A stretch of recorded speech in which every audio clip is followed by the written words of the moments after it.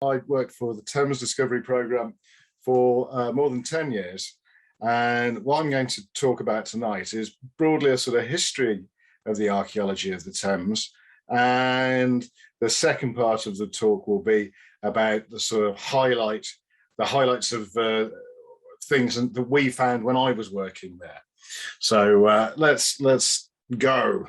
So the first evidence of people realizing there's old stuff in the Thames goes back to the 17th century when Samuel Pepys, whilst looking at an excavation for a dry dock in Blackwall, describes finding perfect trees overcovered with earth, nut trees with the branches and the very nuts upon them, their shells black with age and their kernel upon opening decayed, but their shell perfectly hard as ever. And what we think he's looking at is something like the photo here, which is a prehistoric submerged forest found at Erith in East London. So this is when what is now the intertidal zone was dry land, when sea levels and river levels were much lower. While Pepys was seeing what he didn't realise was Thames archaeology, and going back probably into the medieval period, the mudlarks, who were generally very poor people, would be out on the foreshore, basically scavenging. And in 1861, Henry Mayhew, a social observer writing about London's poor, talks about some old men, but old women and young children predominantly, going down onto the foreshore and basically scavenging for anything they can, bits of coal, bits of rope, bits of copper, anything that they can scavenge. So it's real subsistence kind of scavenging type economy stuff for them there. And of course, mudlarking goes on to this day, but it's slightly different now. It's not people who are finding bits of coal to sell. It's people who are looking for artifacts. And there are two very good societies, the Society of Thames Mudlarks and Thames and Field, who do most of the work on the Thames foreshore. And if you're interested in artifacts from the Thames, I recommend you go and have a look at their websites. They've got an awful lot of very nice stuff they found there. Our focus is predominantly, however, less on things and more on the archaeology and the features.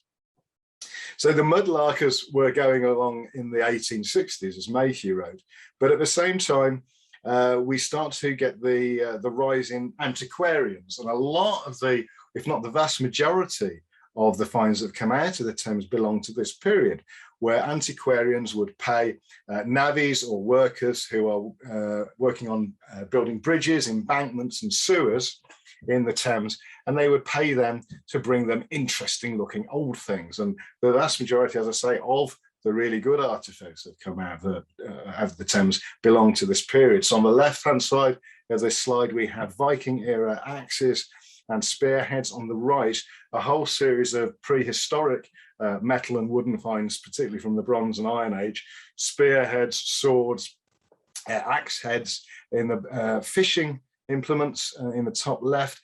At the bottom left, that is the wooden Dagenham idol, and in the middle is the Battersea shield, which is an Iron Age, extraordinary Iron Age ceremonial shield that's in the British Museum. One of the problems with a lot of these finds of this era, the antiquarian finds, is their provenance. In particular, one antiquarian was quite obsessed with the idea that Caesar crossed the Thames at Brentford and fought a battle there. So he would pay a premium on things from Brentford. So strangely enough, loads of things apparently came from Brentford. But there you go. Again, in the Museum of London's prehistoric galleries, the vast majority of the finds there are out of the river, which is why they put a blue background on it. Similar kind of range of things, spearheads, swords, lovely polished stone axe head there, and also a number of skulls. We've had an awful lot of human remains out of the Thames over the years, and particularly from the prehistoric period. But not only were the antiquarians getting real McCoy archaeology, a couple of chaps, Billy Smith and Charlie Eaton, in the 1860s, they started off as mudlarks and realized it was much easier just to forge their own old things. So this is one of their efforts. This is a medallion purporting to be from 1030 AD, so around the time of King Canute, with a crowned head to the left and a knight's helmet on the right. And in the end, they were found out. But it was very embarrassing for a lot of people in museums who were taken in. And of course, now their artifacts are known as Billy and Charlie's, and they are collectibles in their own right now, of course. The first real archaeology associated with the Thames comes in 1910, when they were digging the foundations for what would become the London County Council Hall, and they found a Roman boat. And so it was excavated by the London Museum director, Guy Laking. That's him in the bowler hat. Here he is again. And so he excavated it, and he drew it in triumphal horse-drawn procession to the London Museum, where he undertook, along with a supposed conservator, a rather sort of strange idea of conserving using glycerin and plaster covered with tar. And he created a very nice display where the ship was displayed in a fanciful seascape of sand and pebbles and a complete stuffed seagull for full effect. And you can see here, this is King George V and Queen Mary visiting the seagull and the Roman ship in 1912. So there was an awful lot of publicity about this, and it was all very top end, if you like, the people who were coming to see it. But Guy Laking, the director, he'd got really annoyed with it all by this point. And it's very rare I put on a slide just with words, but this is a statement of Guy Laking in 1912, and I think it deserves to stand alone. I do not know who else could have assisted me to fake it in the manner I directed. We have now finished with the Roman boat. Another is not likely to be found. We will take good care of that. This echoes the sentiments of all the officials of the London County Council who have been bothered with this white elephant. It's quite extraordinary. You couldn't imagine a director of a museum saying anything like this today. And what is interesting, actually, bear in mind this is 1912, the next nautical remains found in London of any significance were almost 50 years later. So you wonder quite how much Laking's injunction to not find another Roman boat were taken. Into the 1930s, this actually is real Brentford, not pretend Brentford. Mortimer Wheeler did a little bit of work on the Thames foreshore, and he identified this. He suggested this might be the floor of a Roman hut. We now think more likely it was a part of a wattle hurdle as part of river bank defences, or possibly as part of a Saxon fish trap. And there'll be more on Saxon fish traps later. But the first person to really start to look at the archaeology of the river systematically wasn't an archaeologist at all initially. He was a failed playwright called Ivan Noel Hume. And he started to really try and see it as an archaeological site rather than just a place where you can just find things. And he talked in his book, Treasures in the Thames of 1954, he said, the river cries out not for private collectors, but for local museums who can patrol their own shores and so preserve for the nation the treasure that still lies there. And if you replace the word museums with volunteers, that's what we've been trying to do with the Thames Discovery Programme.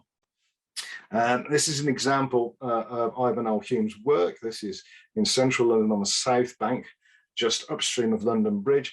And he's done what we would now call a walkover survey, and he's plotted where he's finding the various artifacts. So we've got in the middle Roman medieval pottery.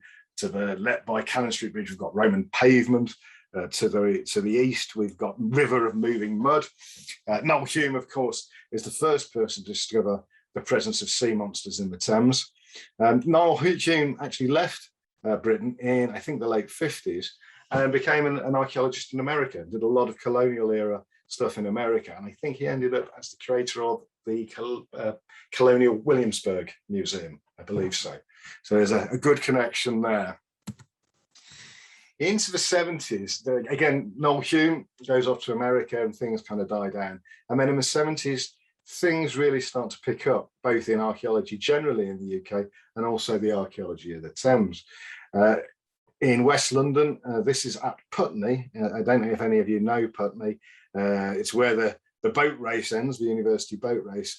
But here we have volunteers from Wandsworth Historical Society and the West London Archaeology Group. and they are recording prehistoric peat deposits. So this is when sea levels and river levels were lower. It was dry land, there was vegetation. As the river encroaches, it starts to rot, and it rots down and forms peats. And most of the peats on the Thames we have dates of the Neolithic and the Bronze Age. And they started recording these and picking up prehistoric artifacts out of them in the early 70s. At the same time, in the City of London, this is the sort of glory days of rescue archaeology, where people would strip off their clothes and get in front of bulldozers, and not all their clothes, as you can see, just most of them, and would go in to try and excavate the sites before the developers came in. And this is Baynard's Castle here in the west of the city. Again, lots of health and safety back in those days. But what we're seeing here is a succession of river front revetments. So the actual current river is to sort of the bottom left of the picture, and inland is to the top right. And what this demonstrates is that London, over hundreds of years, essentially encroaches into the river over time and effectively canalizes the river, which is why we have such a high tidal range in central London, is because the river is being forced into a much smaller space than it was originally intended for. So what we've got here is a succession of medieval waterfronts in going into the river. And by the sort of end of the 1990s, you can see on this map here, a lot of the sites had been dug, the waterfront site. And in fact, nowadays, if we had a modern map of this, they would all be dug. And in fact, for example, number 14 to the right, which is the old custom house, only 2 years ago, archaeologists went back there, and because the building that was built when this was dug in the 70s had now come down, they re-excavated the bits they hadn't quite got there the first time. So that pretty much the whole central waterfront behind the river wall has now been excavated in London, central London. On the river, again, despite what Guy Laking said, Peter Marsden came around in the end of the 50s and through the 60s and early 70s and found an awful lot of nautical remains, particularly in the area of Blackfriars Bridge. A number of ancient vessels were found there. This is the Roman Blackfriars ship that he found there. Onto the foreshore itself. This is Bermondsey, Chambers Wharf, Bermondsey, which is just downstream of Tower Bridge, you can see in the background.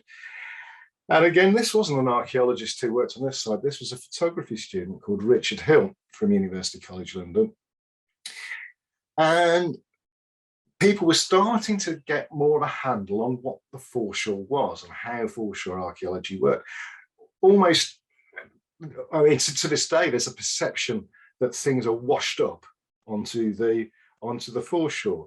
In actual fact, they are layers of archaeology. What Richard Hill was able to demonstrate here was you had the prehistoric peat deposits, you then had overlying them riverine silt and sand deposits, which had been deposited by the river on top of the peats.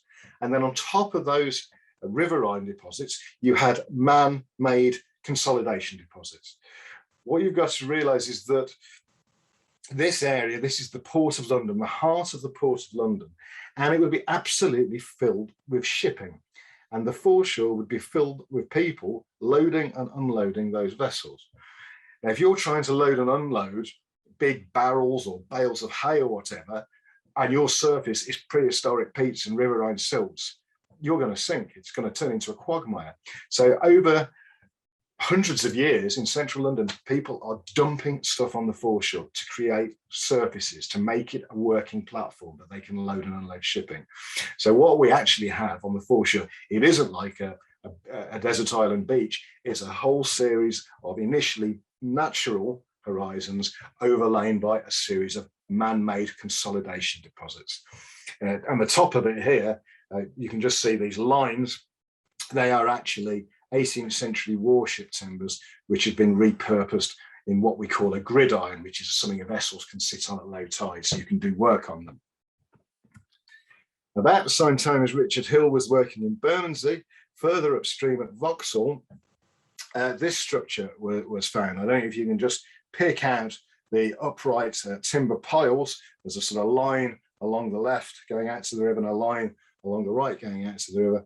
And we think this was probably a jetty or possibly a bridge to an island that's been lost. And this dates to the Bronze Age, about 1500 BC. And at the top there, you can see a Bronze Age spearhead, again, dating to this period. There were 2 of those found here. And interestingly, they weren't found lying on the side. So it wasn't someone had just dropped a spear. It was found point first down into the ground. So it'd been either thrust into the ground or thrown and landed into the ground. It was a deliberate deposition. And as with most of those earlier prehistoric high status items found from the Thames, we think there's an element of ritual deposition going on here, much as you would throw coins into a wishing well. As a result of this, all this information suddenly coming together in the sort of late 80s, early 90s, Gustav Milne, who's in the centre at the top there, and Nick Merriman and Mike Webber at the bottom, they set up a thing called the Thames Archaeological Survey, a joint venture between UCL, English Heritage and the Museum of London, again using students and volunteers to try and do what Ivan Alcuin did, but bring it up to date and do it over a much wider area. Look at the whole of Greater London and see what kind of a resource we had there. And they found astonishing things. In the bottom left here, they found remains of small craft, rowing boats. Above it, you'll see the orange thing. That is a Roman intaglio brooch and in the form of a Roman ship. And that actually came to form our logo, so you'll see that again. Top right, ship rudders, which were found at Shadwell. Bottom right, that is a Saxon fish trap found at Chelsea. And again, in the middle, that is a Neolithic club or beater, wooden implement, again found at Chelsea. They found other things. They started mapping river stairs, like these on the left, found at Strand on the Green in the west of London, and things like causeways, which are designed that you can go down and access a boat without getting all muddy at any state of the tide. So at low tide or at high tide, you can always get to your boat. So this was the first baseline study of the whole of the resource in Greater London, and they made a whole series of records, which basically was what we built on as we moved on. Again, there's a little hiatus between the TAS until we started going in 2008. And there's a few bits of work, including Odd University work down there. There was also a Time Team. I don't know how familiar you are in America with Time Team. It's a British TV program that focuses upon archaeology. Becky's nodding, so that's good. And they came to have a look at the Bronze Age structure of Vauxhall and excavated one of the piles. And I particularly like this picture because it shows when the TV are involved, just how many people it takes to dig a hole, which is about 1.5 feet wide. There's lots of commercial work also done by people such as Museum of London Archaeology at various stages in advance of development work, such as putting in new bridges. And then we came along in 2008, Gustav Milne again and Natalie Cohen set us up originally as part of UCL and the Museum of London. And we were then taken over in 2011 by Museum of London Archaeology. So the next sort of section of this is just looking at a few of the highlights of, if you like, the last 10, 13 years of Thames archaeology. This is our site. It's the longest site in London. Actually, it's the longest 2 sites in London. There's one on each bank. And we'll start off. Oh, yes, right. If you want to find more about Thames Discovery Programme, have a look at our website. Google Thames Discovery, you will find it. In particular, there are literally thousands, I think, of photos on the Flickr stream. So all sorts of, all the way along the river, there are photos of just about everything we've found. There's also a page on there called the Riverpedia page, where we've tried to link articles about Thames archaeology, not just our own, but ones that the volunteers have done and other ones of interest. So that might be worth looking at as well. So on to the archaeology. This is Vauxhall. Those of you who like James Bond films will recognize the MI6 building there. And this site, in some respects, this demonstrates the element of fortune involved in finding archaeology on the foreshore. The earlier Bronze Age structure is about 300, 400 meters to the right of this picture. This picture is taken from Vauxhall Bridge. The Bronze Age stuff is about 400 meters upstream. And we were there one day waiting for it to come out. You do a lot of waiting for the tide in foreshore archaeology. Some days it just doesn't play, the river. But so we're waiting, and it was a horrible day. It was the middle of winter, absolutely hammering down with rain. And we just went, do you know what? Let's go home. And the access is just downstream of the MI6 building. So as luck would have it, as we were just about to come off the foreshore in front of this building, we noticed a number of posts sticking up right at the bottom of the low tide mark where the little figures are. So we took some samples, sent them off for radiocarbon dating, got them back and went, oh, went back down again, took some more samples, sent them off, same results came back, and they came back at 4,500 BC, which is by far the oldest structure in central London. It's at the end, towards the end of the Mesolithic period. There's a couple of the posts there. We don't know quite what they are. They're right at the low tide mark, so you hardly ever see them. And hopefully over time more may erode out. But associated with them, you can see in the two sort of landscape pictures, the top right in particular, you can see a very dark brown grey peat layer, which is overlain by these silty, sandy, green alluvial river horizons. So the bottom, the dark stuff is the peat. This is rotted vegetation overlain by riverine deposits. And if you look in the bottom left, looking down on the top of those riverine deposits, there's loads and loads and loads of burnt flint, which is always really a dead giveaway for prehistoric activity. They burn the flint to heat water. And there's loads of it now, all there was. And along with that, we found a load of lithics, some very nice bits of flint tool. We found antler tools, a couple of antler picks, and we found an awful lot of pottery. This is on the right here. This is extremely early Neolithic pottery, about 3,900 BC. So that whole area in Vauxhall, that sort of 300-400 meter stretch, there's clearly something going on. There's big gaps between the Bronze Age and the Neolithic and the Mesolithic. There's also evidence of Iron Age stuff there. But for some reason or other, people keep coming back to that spot in the prehistoric period, probably to make James Bond films. Saxon fish traps. So I said we'd get back onto this. You can't see a lot here. That's our one at the bottom right is the one at Chelsea. The one on the left is actually a series of parallel posts. You can see them there stretching out, and they're forming a double post line that would have a wattle hurdle between them. The one on the right is actually huge, and you can just about, we've put arrows where it stretches. If you look closely, you might be able to see them. And that one runs for about 40 meters. That's about Hammersmith.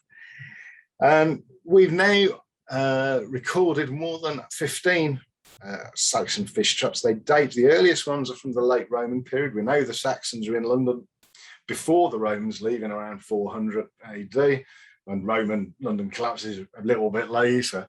And they go right through into the 10th century.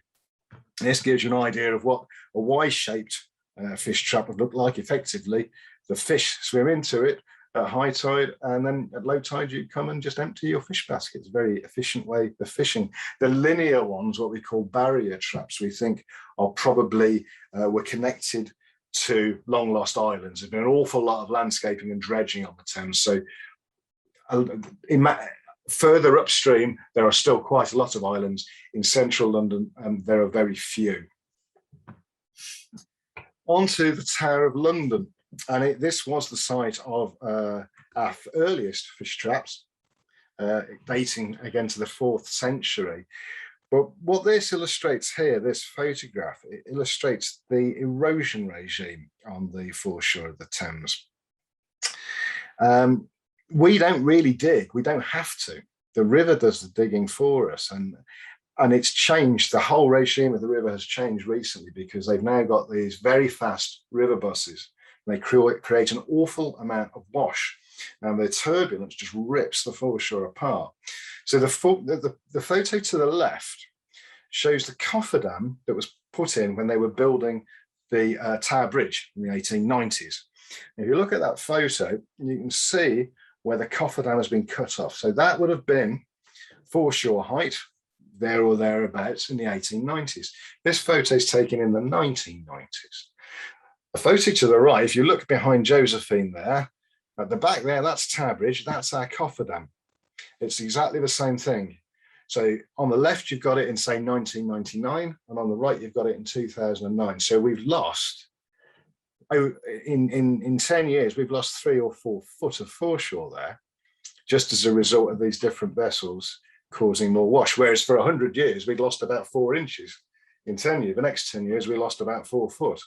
So much so that you can see along the bottom of the river wall, those are the 14th century foundations for the Tower of London river wall. This extension of the tower out east occurs in the 14th century. And one of the things we found there as well, again, you can see the footings in the background, was they are having an erosion problem here earlier as well. You can see in the middle there are reused base plates from buildings. They've been repurposed on the foreshore, a whole series of uprights, braces.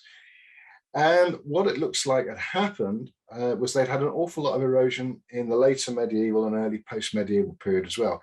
This is right below the arsenal, where the arsenal of the Tower of London was. So effectively, this was where arms and armour were being manufactured and shipped out to wherever they needed to supply soldiers or the Navy. And so this was obviously a very busy place, and erosion had occurred a lot. And so this is back down roughly at, say, the foreshore level in the 1600 or so. And then they had to rebuild it up to the height of those posts just to keep the foreshore together. We found something earlier than that as well. We're pretty certain it was earlier. What we've got here is remains of an elm jetty. You can see 4 posts to the left that the guys are measuring, and there were another 4 behind them. You can just see 3 there. Difficulty with elm, it's very hard to get a dendrochronological date on. There isn't a perfect curve for elm. And sometimes with waterlogged deposits, it's very hard to get a good carbon date on them. Sometimes it works, sometimes it doesn't. It's a bit tricky. It's to do with elements in the water sort of confounding the issue. What we could say with these elm timbers is they're on a different alignment to the 14th century river wall. So it's most likely that they predated. And so are probably more to do with wapping, as was civilian wapping before they extended the tower precincts east, or just possibly they may have been put in as a jetty to bring in the stones to create the extension to the tower. Even hard to tell, really. And just to give you a range of the sort of finds, we found these in a week on the tower foreshore. Top left, there's a prehistoric flint scraper. Top in the middle, that's a coin of Nero.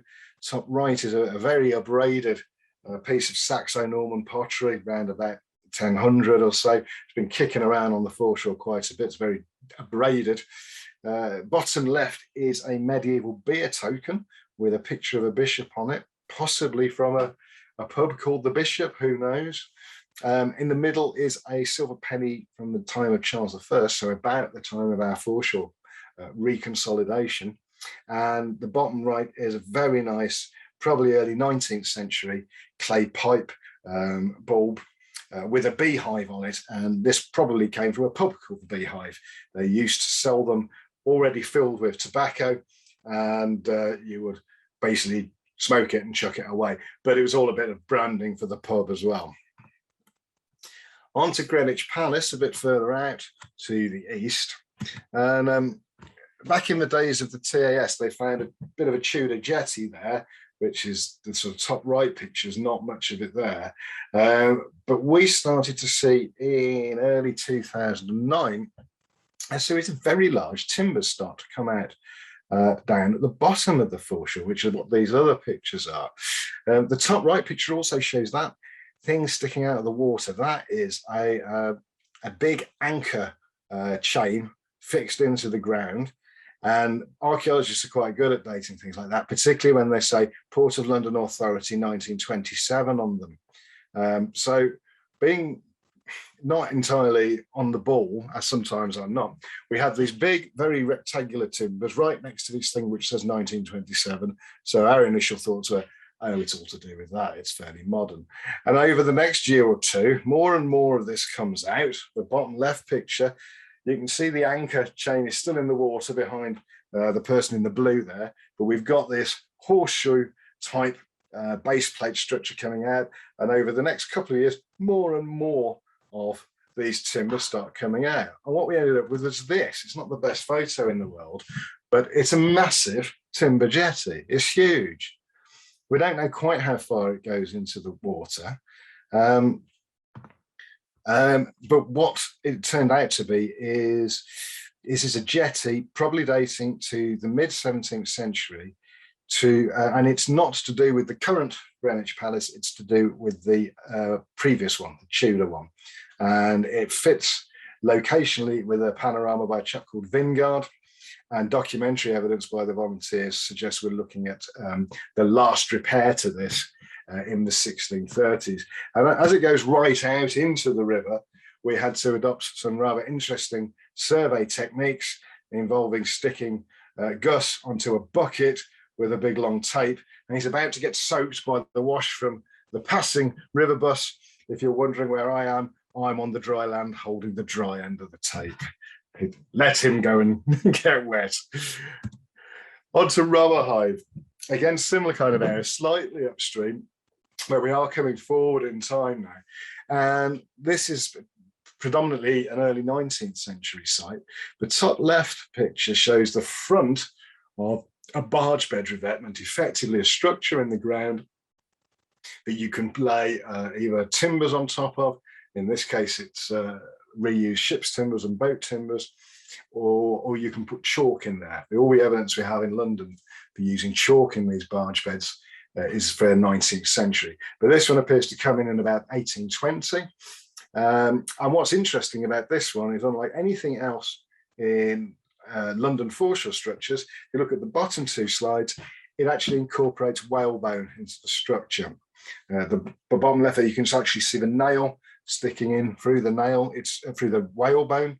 It's been reused at least once before it's been put into this structure. The bit on the right is part of a jawbone, and these are from the Greenland right whale, so called because they're the right whale to hunt. And we know that London whalers were operating in the late 18th, early 19th century. And this structure seems to have been dating to around the mid 1820s. Other things around there that are being reused, the top right is a windlass, which on a ship would be used to hoist the yards and the sails. It's been repurposed here, it's been sunk in the ground and been turned into a feature that you can moor vessels to. And we get a lot of windlasses reused as mooring features on the foreshore. With these bits of old vessel, basically it would seem that it's the bits that you can't reuse in house building. So things like keels, windlasses, they seem to be what we find most of on the foreshore. And here we have examples of a keel, two keels, the bottom left and the right there. The keels are very easy to identify. They have this groove along the top, both sides of the top. It's called a rebate or a rabbit, and it's where the whole planking fits down into the top of the keel. We also have in the top left picture a couple of stem posts, which is effectively the way the keel rises up at the front of the vessel. We have here keels from 4 different vessels, 3 of which were third-rate 2-decker warships of the line, late 18th century, and 1 sloop, something much smaller. We did a lot of documentary research here. And the structure had been clearly built to form a purpose. It turns out this was a shipbreaking yard, so this was clearly, they'd made a structure to make it easier for them to break up the ships. So we were looking for a period in the documentary evidence when they broke up 3 third-rate ships of the line and a sloop, and that narrowed down the hunt because they didn't break up that many ships. And the keel on the right really, really sealed it in terms of identifying the vessels, because you can see here, we were looking at Admiralty records of sale. So we knew what ships the Admiralty had sold to the breakers to break up. And so here you can see that the rebate stops just below the scale. And then towards the far end, you can see the rectangular mortises, which is where the stern post would rise up. I mean, that's the keel, that's the stern post, rudder hangs off the back. So we knew those dimensions from where the hull rises up to hit the stern post and the rudder. And this piece of keel fitted precisely with the Admiralty plans of a ship, a Danish ship called the Denmark, which was captured in 1807. We had another Danish ship there, the Princess Carolina, captured at the same battle of Copenhagen in 1807. We had a part of a Dutch ship, the Prince Frederick, which was captured in 1798, and a British sloop, the Hornet, which was actually built in Rotherhithe in 1798 and broken up slightly less than 20 years later in Rotherhithe as well. These were all broken up around about 1817.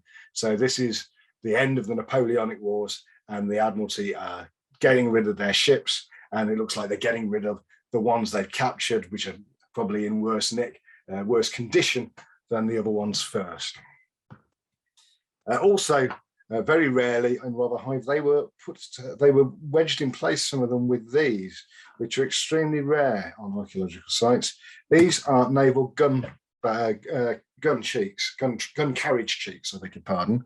You can see these are replicas here on HMS Victory. If you see the naval gun carriages, they're almost certainly replicas. They really hardly survive in the archaeological record. They're small, they're easily broken up for firewood. And over the sort of 11, 12 years I was working on this project, we probably found 400 plus bits of ship and nautical timber, and no one would take them. No museum. The conservation costs were too high, the amount of space they take. So all we could do was record them in situ. But these gun carriage cheeks, they are so rare, we actually found homes for a couple of these. So that was a very unusual result, but at least they found good homes, some of them. Laurels Wharf, this is on the other side of the river to Greenwich. This is on the Isle of Dogs. Again, this illustrates a bit of the random nature of the foreshore and the fact that it's eroding. A mudlark was out and saw this, staring up at him. So he took the picture and he rang the police, as you should do when you find human remains.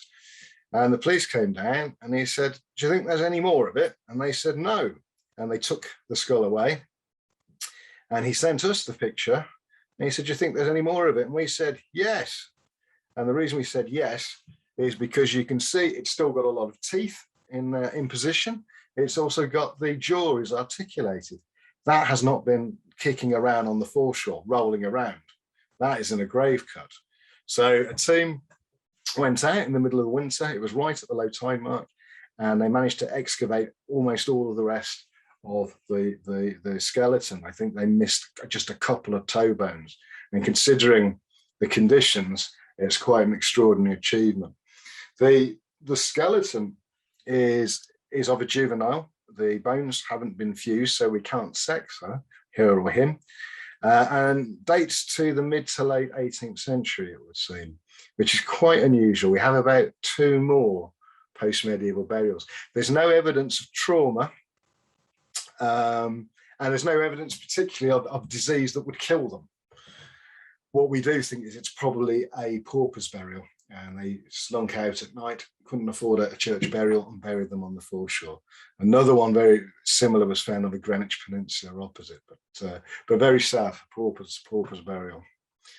Also at the Isle of Dogs was the slipways for Brunel's Great Folly, the Great Eastern, huge quantum leaping concept for a ship, absolute total failure in action, and not to be approached in size for another 40 years when she was launched in 1858, sideways into the river, so she didn't end up halfway up Deptford High Street on the other bank. But those top left, you can see the landing slips, the launch slips, one of the launch slips for the Great Eastern. Charlton, I'm aware we're running out of time here. This was another shipbreaking site, more nautical timbers, much bigger than that, rather high, but not just nautical timbers. The top left picture, you can see what look to be large lumps of concrete covered in weed. They're not concrete, they're massive lumps of iron.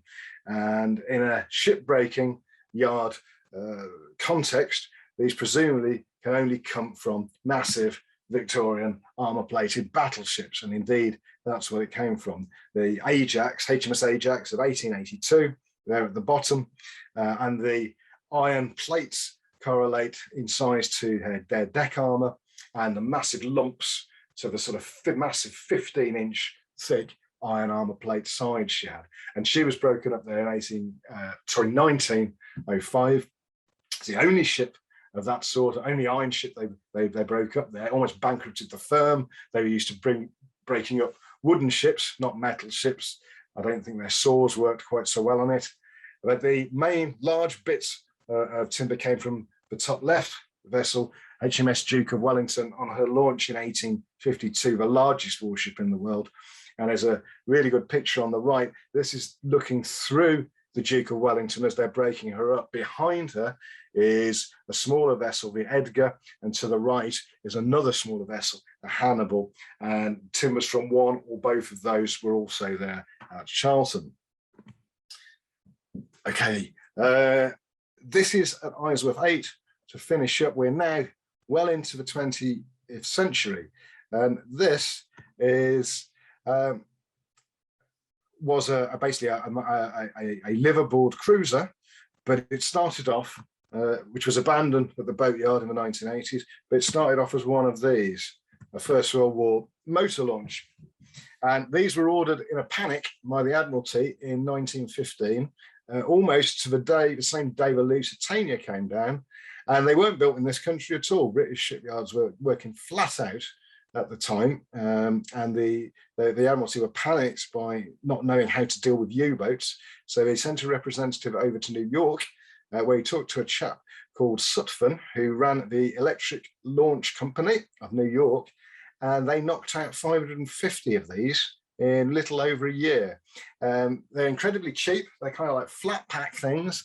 And because of American neutrality laws, they had to assemble them in bits, stick them on railway carriages, send them up to Canada, and then they were finally fully assembled in Canada and shipped over.